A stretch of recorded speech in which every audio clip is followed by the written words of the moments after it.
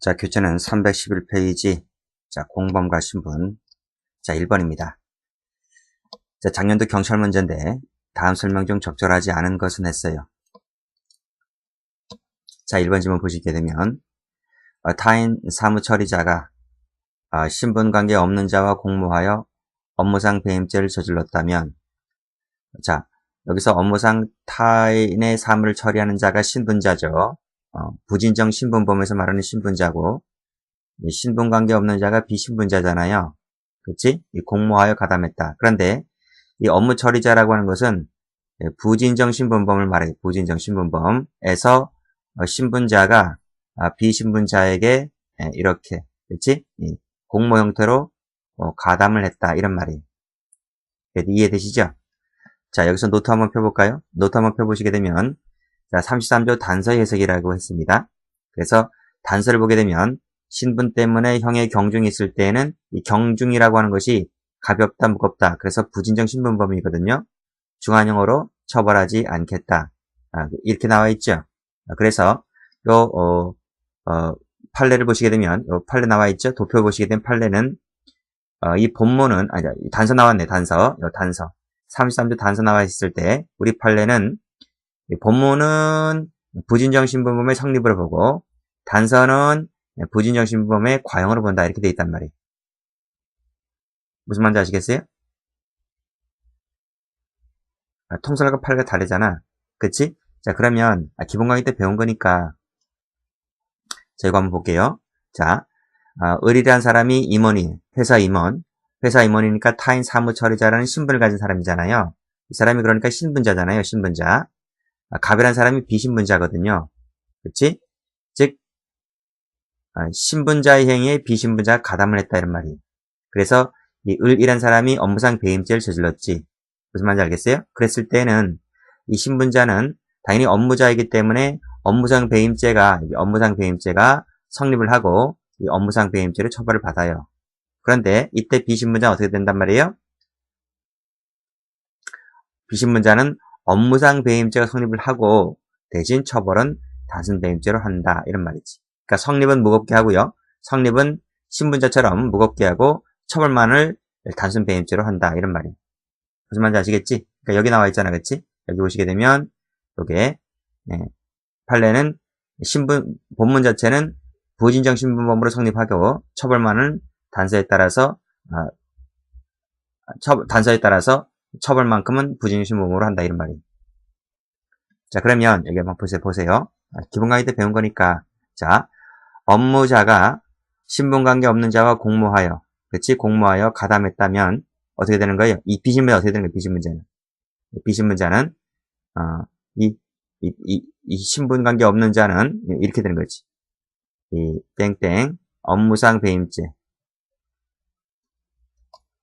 요 죄가 성립을 하고 그렇지? 성립을 하고 플러스 그다음에 단순 배임죄로 처벌을 하는 거지. 무슨 말인지 알겠죠? 그러니까 성립은 무겁게 하고요. 처벌은 단순 배임죄로 한다 이런 말. 물론 여기서 말하는 업무상 배임죄는 어떻게 되는 거예요?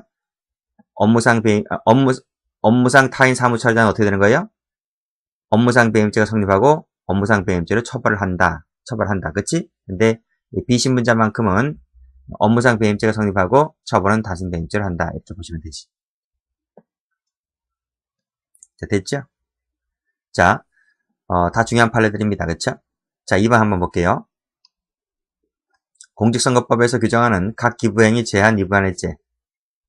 이 죄는 의 주체 및 주체로 인정되지 아니하는 자가 주체자 등과 공모하여 기부행위를 했을 때에는 주체자에 대해서는 법조 위반의 공동정으로 처벌할 수가 없다.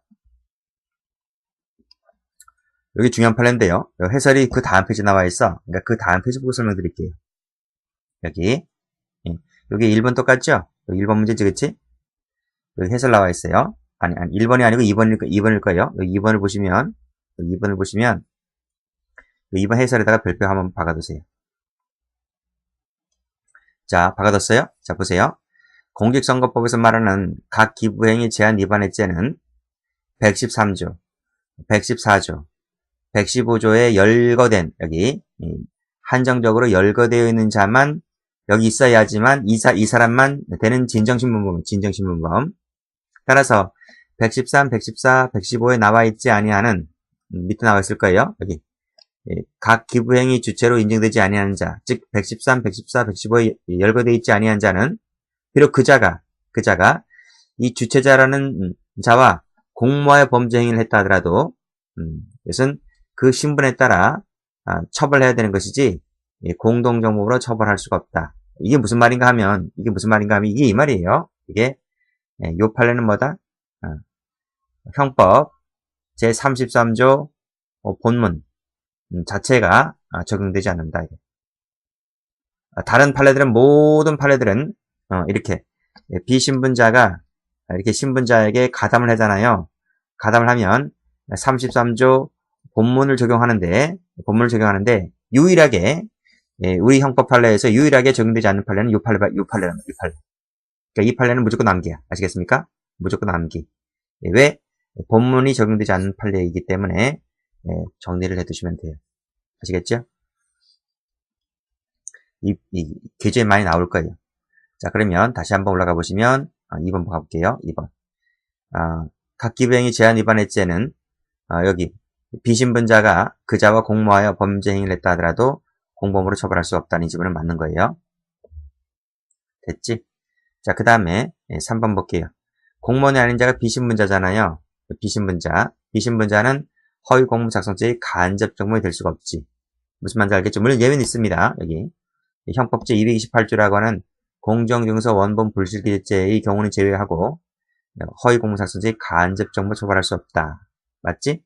자, 그 다음 그 아닌 자가 그 공무원과 공동하여 허위 공모 작성죄를 범했을 때에는 그 아닌 자도 그 죄의 공동정범이 된다. 맞지?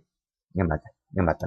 그러니까 원칙적으로는 안 되지만 원칙 안 돼요. 안 되지만 비신분자가 신분자와 공동하여 가동했다면 이게 33조죠. 33조 본문을 적용해서 그 죄의 공동 형태를 인면, 공동 형태는 공모잖아요. 그러면 공동정범이 되는 거예요. 됐죠? 자, 그 다음 밑에 보시면 자, 습벽이 있는 자라고 하는 것이 상습성이잖아요. 그치? 상습성이라고 하는 이 부진정 신분범이잖아요. 그치? 이 자가 습벽이 없는 자와 없는 자의 도박행위를 방조했다면, 즉 신분자가 비신분자의 행위를 방조했단 말이에요. 그럼 뭐가 돼요? 상습도박 방조죄가 돼요. 무슨 말인지 알겠지? 이것은 뭐예요? 33조 단서를 적용했기 때문에 이 상습성이라고 하는 신분자 행위는 상습도박 방조죄가 된다. 자, 1번 풀었기 때문에 1번 앞에서 풀었어요. 1번 풀었고 2번도 풀었고 지울게요. 자, 3번도 많이 나왔지. 형의 경중이 있다라고 하는 것이 바로 부진정 신분범이거든. 그래서 신분 있는 자가 신분 없는 자를 교사에서 가담했을 때는 단서가 31조 1항보다 우선하여 적용된다. 그래서 이 사람에게 뭐가 돼요? 신분 있는 자는 모해, 위증, 교사죄가 된다. 이렇게 보시면 되는데 이게 어디 나와 있는가 하면 프린트에 노트에 보면 나와 있죠. 노트 여기 나와 있잖아. 이 판례입니다. 갑이란 사람이 을에게 위증을 교사했는데 그때 이 갑이란 사람은 병을 모해할 목적이 있는 사람. 근데 을은 그래서 모해 목적이 없었다는 거지. 그래서 이 법정에 나가서 을이라는 사람이 위증을 했다는 겁니다. 그랬을 때에는 자 여기 을은 뭐가 돼요? 을은 단순 위증죄가 되지. 모해 목적이 없기 때문에 정범인 을은 단순 위증죄가 되는 거예요. 자 그런데 갑은 모해 목적이 있잖아요, 그렇죠? 모해 목적이 있기 때문에 모해 위증 교사죄가 된다 이런 말이에요. 자 판례가 법리 구성을 할 때 이렇게 했단 말입니다. 이때 이 목적이라고 하는 것이 신분이냐라고 하니까 판례는 목적이라고 하는 것이 신분이라는 거지. 그치? 그러니까 갑이라는 사람은 목적이 있으니까 신분자 맞지? 을이라는 사람은 신분이 없으니까 비신분자지, 비신분자, 그치? 그렇잖아? 그래서 신분을 단서로 부진정 신부문으로 봐서 이때 뭐의 목적이라고 하는 것이 형이 가중 요소니까 부진정 신부문 보면서 말하는 신분을 보는 거지. 단서를 중요한 거야. 단서. 단서에서 신분자가 비신분자의 가담 형태가 되는 거지. 그때는 책임의 개별화에 따라서 신분 있는 자만이 가중 처벌되고 신분 없는 자는 그냥 신분 없이 그냥 단순 위증죄로 처벌되는 거지. 그렇잖아요? 요게 그래서 다시 한번 정리해보면 이 사람이 정범이잖아요. 이 을이 정범이잖아요. 근데 을은 단순 위증죄가 되었잖아요. 근데 갑이라는 사람은 뭐가 됐어요? 을은 모해위증 교사죄가 됐거든요. 그럼 형이 누가 더 세요? 누가 더 형이 커요? 형이 갑이 더 큰 거예요. 갑이 더 큰 거예요. 원래 31조 교사범을 가보면 정범하고 교사범하고 형벌이 똑같이 처벌한다 이렇게 돼 있단 말이에요. 자, 그런데 지금 그러면 갑과 을 중에서 형벌이 똑같아야 되는데 근데 지금 이 사안에서는 형이 더 크잖아요. 그렇죠? 큰 이유가 뭐예요? 33조 단서를 적용했기 때문에 갑이 더 형이 큰 거예요. 따라서 이 33조 단서라고 하는 것은 31조 어떤 관계에 있다? 특별관계에 있다. 이렇게 보면 특별관계에 있다. 자, 그래서 여기 다시 문제 한번 가보시면 형법제 33조 단서가 31조보다 특별관계에 있기 때문에 우선하에 적용되는 것이다. 이런 판결로 이제 나온 거예요. 아시겠지? 자, 4번은 풀었기 때문에 지울게요.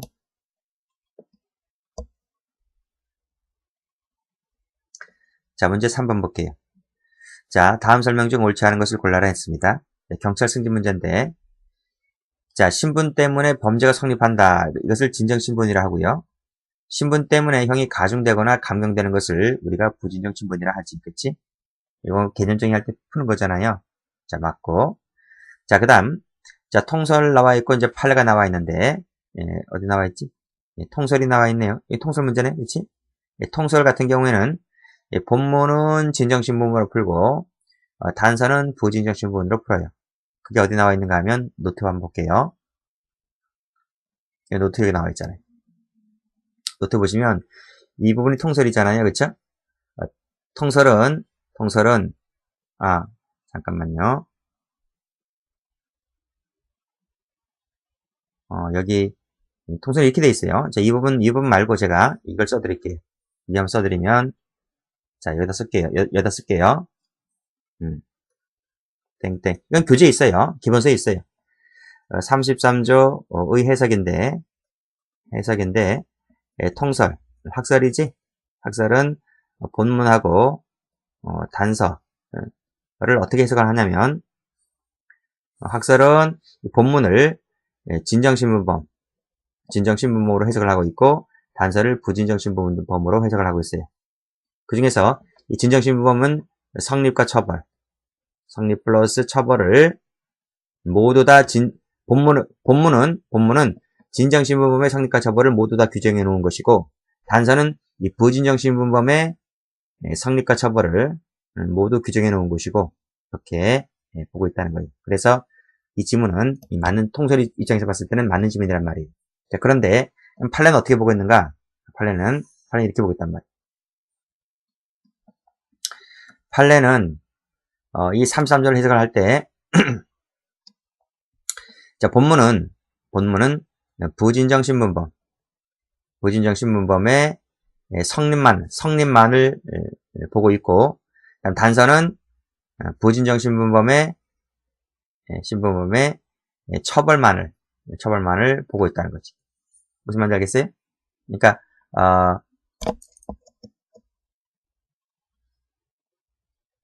자, 여기 보시면 나와 있지? 여기 판례는 본문을 부진정신범의 성립으로 보고 있고, 그 다음에 단서를 부진정신범의 과형, 처벌만을 보고 있다. 이렇게 보고 있단 말이에요.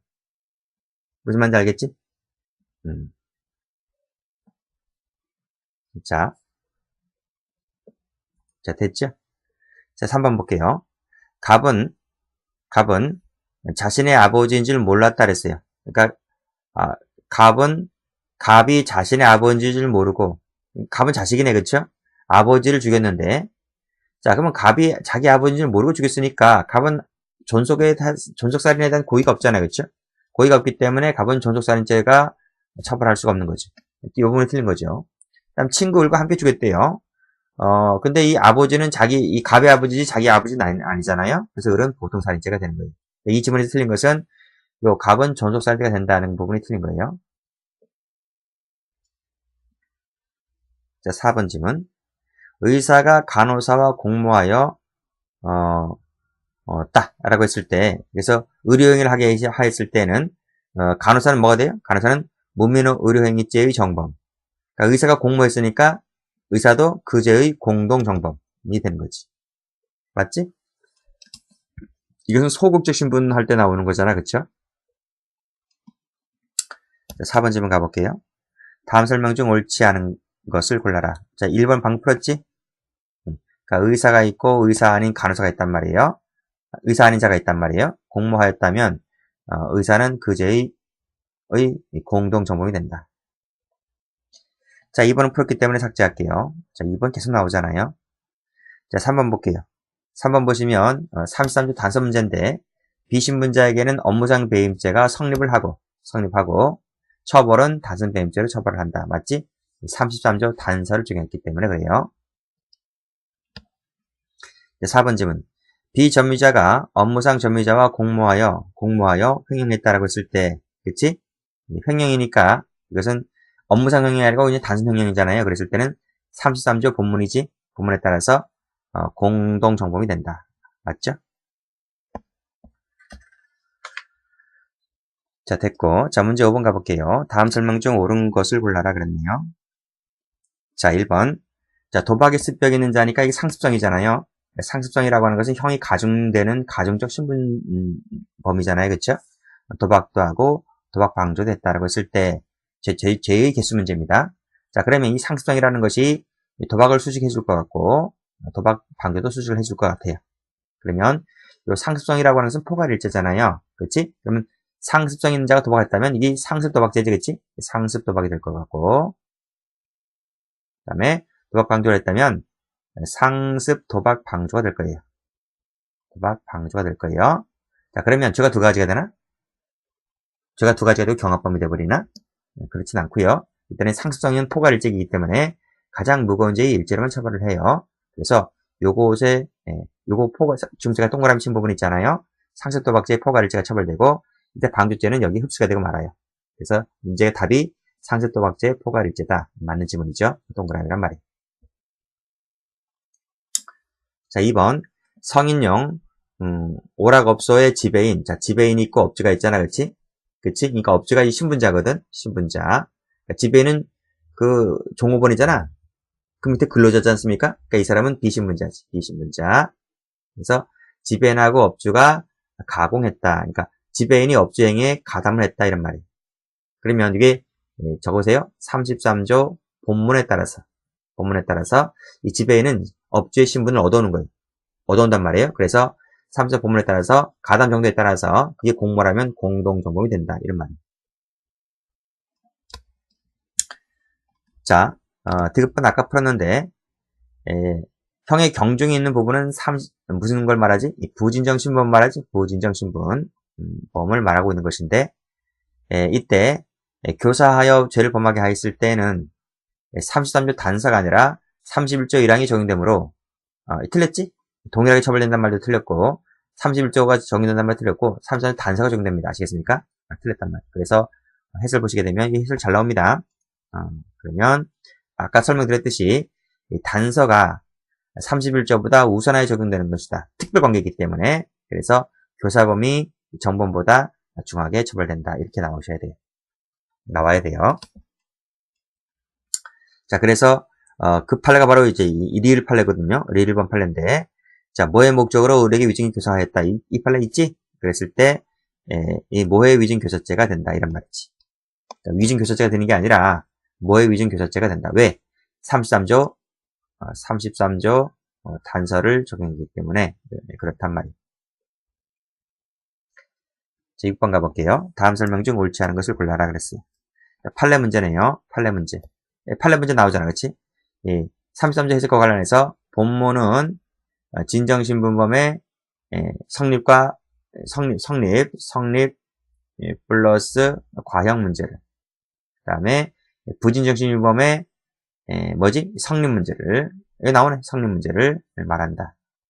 그 다음에 단서는 부진정신범의 과형 문제를 다룬다. 이 맞는 말이에요. 그러니까 아까 도표 다시 한번 가볼까요? 도표 한번 필기 안 한 것 같은데. 필기 보시면, 질문하셔야 돼요, 여러분들이. 그러니까 봐봐요. 통설은 본문을 진정신부범의 성립 과형, 단서를 부진정신부의 성립 과형이라도 받고, 판례는 부진정의 성립은 이렇게, 부진정의 처벌은 이렇게 했는데, 그러면, 선생님, 그럼 진정은 어디 갔는데요? 진정은 어디 갔는데? 이렇게 질문하셔야지. 그럼 어떻게 돼? 여기지. 진정의 성립과 플러스 과형은, 진정 과형은 똑같다는 거예요. 똑같다는 거예요. 뭐하고? 그렇지. 학설하고, 아니.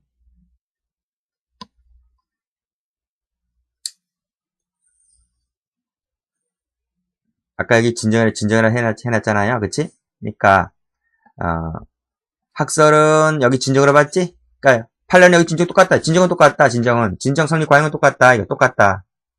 똑같은데, 차이가 있는 것이 뭐냐면, 학설은 부진정을 전부 다, 성립 과형을 전부 다 단서로 봤지만, 판례는 부진정은 성립이 이렇게, 처벌은 단서로 이렇게 보는 거지. 그러니까, 학설과 판례가 견해를 달리하는 부분은 이 부분밖에 없는 거예요. 자, 이거 지울까?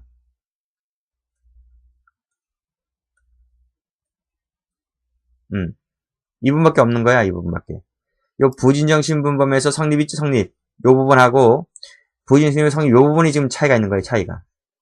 나머지는 차이가 없고, 부진정의 성립에서만 차이가 있는 거야. 아시겠지?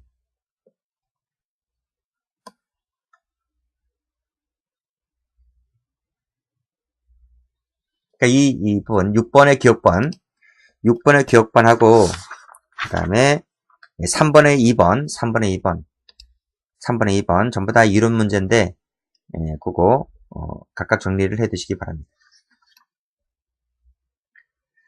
자, 그 다음에 2번을 보시게 되면, 치과의사 이게 나와있지? 치과의사니까 의사지? 위법성이 조각되는 사람이지? 치과의사가 기공사들에게 무면허 의료행위를 지시했지? 그러면, 이게 소극적 신분이잖아요. 그래서 이때 의사이견은 무면허 의료행위의 교사범이 된다. 맞는 말이고요. 이것도 맞는 말이고요. 디귿번 풀었지?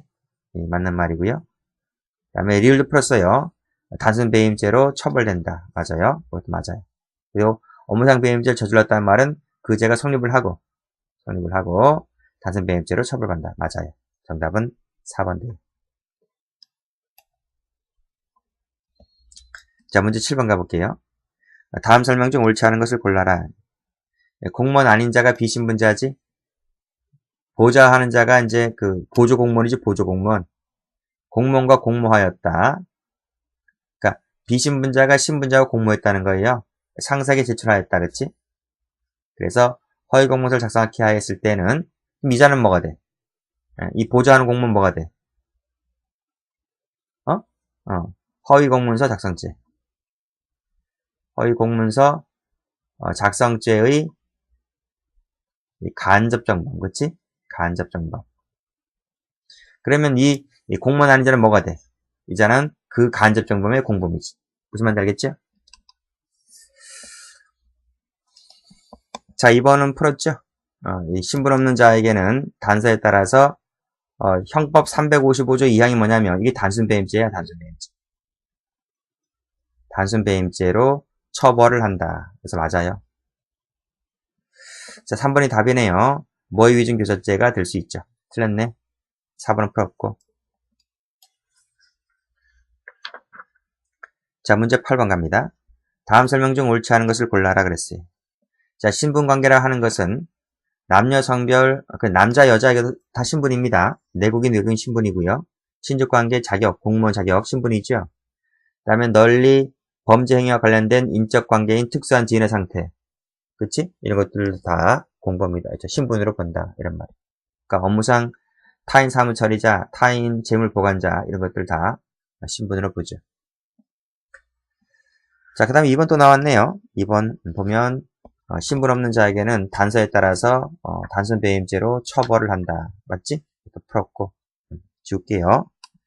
다음에 3번 보시게 되면 비신분자가 신분자와 공모하여 업무상 배임죄를 저질렀다 했을 때 이게 뭐지? 성립이지? 성립이다. 성립. 처벌은요? 단순 배임죄로 처벌하지? 업무상 횡령죄가 아니고 이걸 단순으로 바꾸셔야 돼요. 3번이 답이란 말. 4번은 풀었으니까 삭제할게요. 그치? 중복되는 거 자꾸 나오죠? 그래서 기본 강의 잘 들어두시면 문제는 거의 다 풀려요. 자, 1제 볼게요. 자, 작년도 경찰 문제인데 옳은 것을 골라라 했네. 자, 1번. 강취한 하니까 강도죄 됐지? 그리고 이 카드를 가지고 현금을 인출했다라고 했을 때 이게 뭐지? 절도죄가 되지.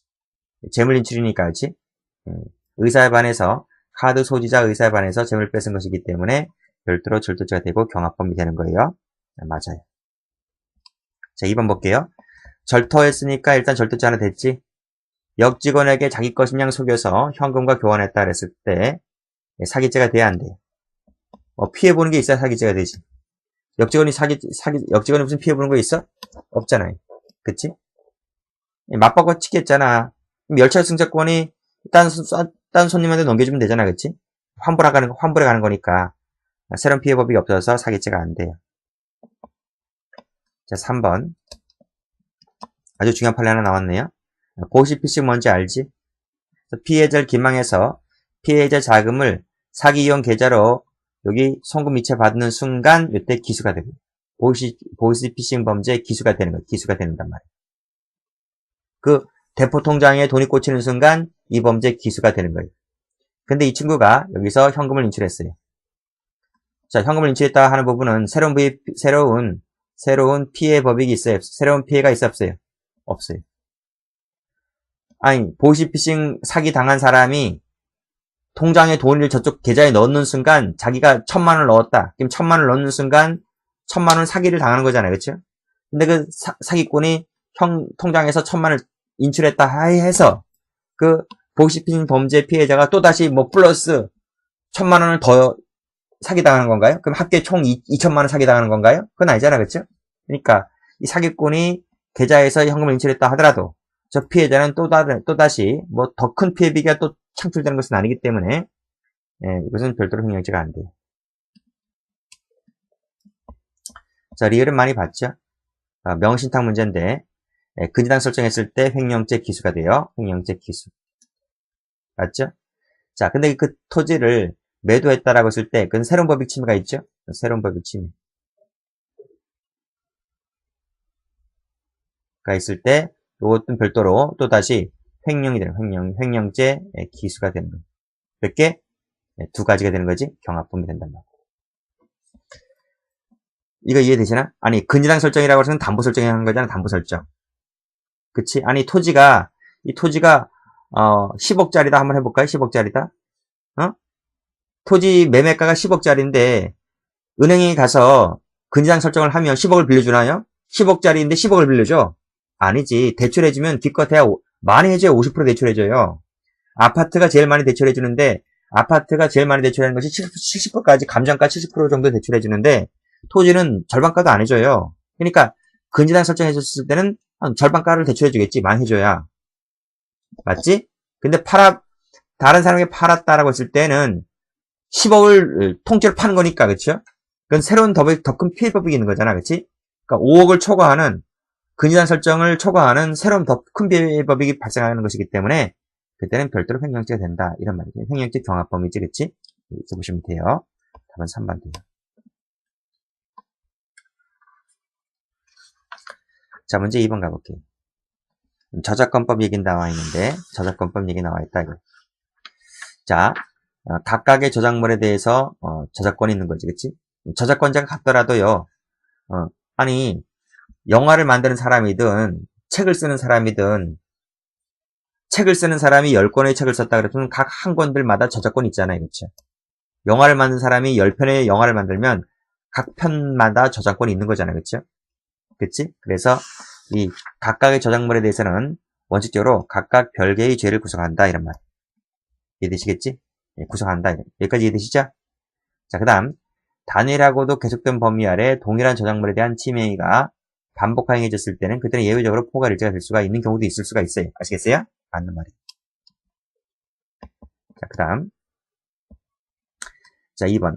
음주 약물 영향으로 정상적 운전이 곤란한 상태에서 운전했어요. 그래서 이 사람이, 그러니까 음주운전 한 거지, 음주운전. 음주운전을 한 상태에서 사람을 치었어요. 사람을 치었어요. 그 다음에 다른 재물을 손괴했단 말이에요. 무슨 말인지 알겠지?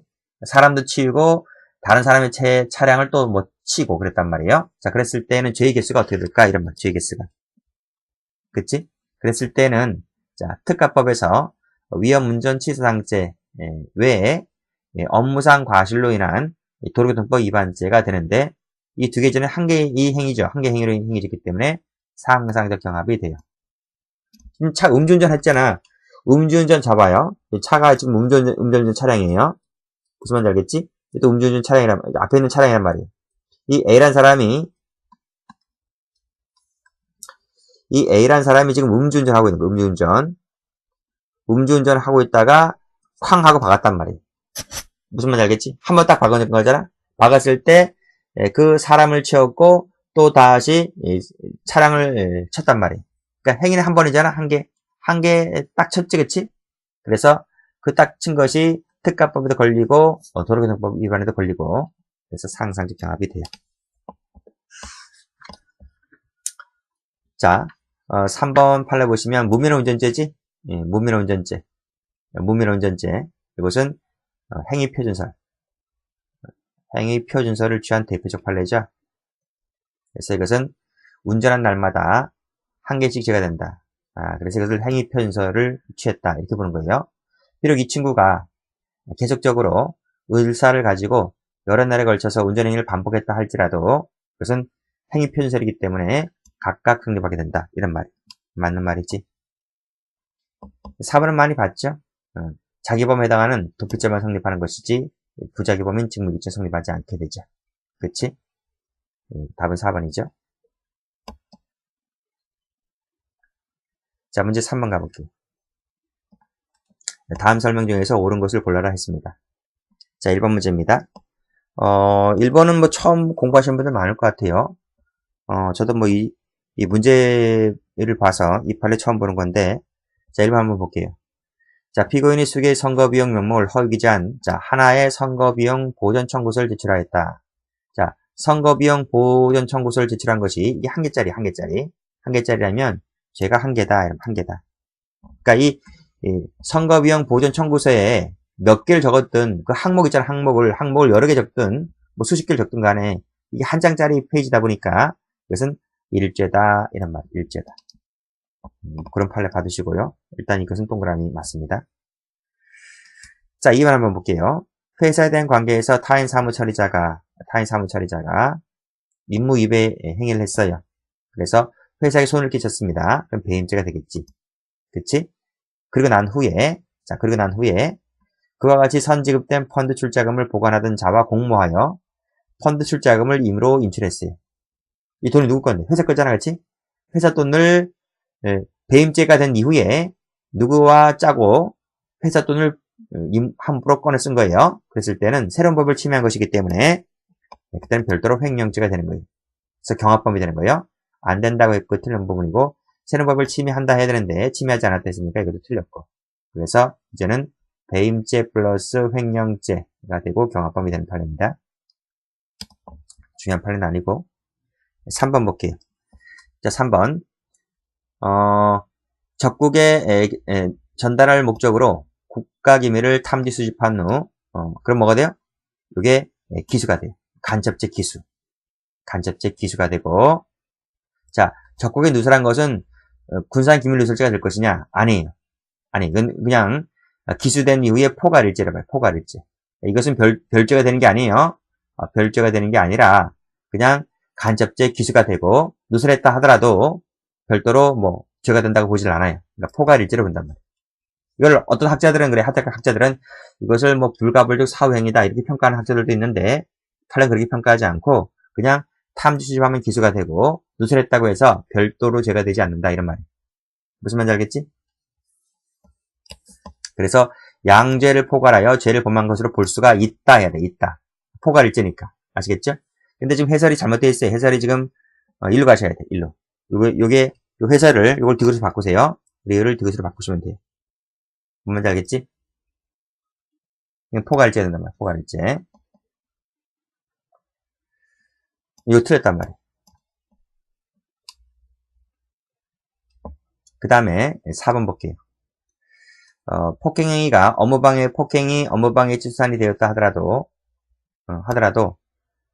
그러한 폭행행위가 불가벌적 수반행위에 해당하여 업무방해죄에 대하여 흡수관계에 있다고 볼 수는 없다. 맞아요. 그러니까 불가벌적 수반행위가 안 된다는 거지. 그래서 업무방해죄에 대해서 흡수관계도 아니다. 흡수관계는 아니단 말이에요. 무슨 말인지 알겠죠? 그러니까 왜 그런가 하면 이 업무방해죄라고 하는 행위태양을 보면 이 행위태양은 이렇게 돼 있어요. 허위사실 유포, 그 다음에 위계, 위력, 세 가지라면 세 가지. 근데 여기 폭행이 있어 없어? 없잖아요. 이 세 가지가 전부 다인데. 그래서 폭행이 수단이 되었다 하더라도 업무방해죄 행위태양이 포함이 되지 않기 때문에 흡수관계를 볼 수 없는 거예요. 그건 맞는 질문이지. 맞는 질문이야. 그러니까 맞는 질문은 기억하고 리을이야. 기억하고 리을. 근데 지금 제가 이걸 어떻게 문제를 이걸 바꾸세요. 요거 3번이 답인데 요 디귿을 리을로 바꾸세요. 디귿을 리을로 바꾸시고 그러면 돼요. 그리고 해설에서 요 디귿을 리을로 바꾸시면 돼요. 이해되시겠지? 뭔 말인지 아시겠지?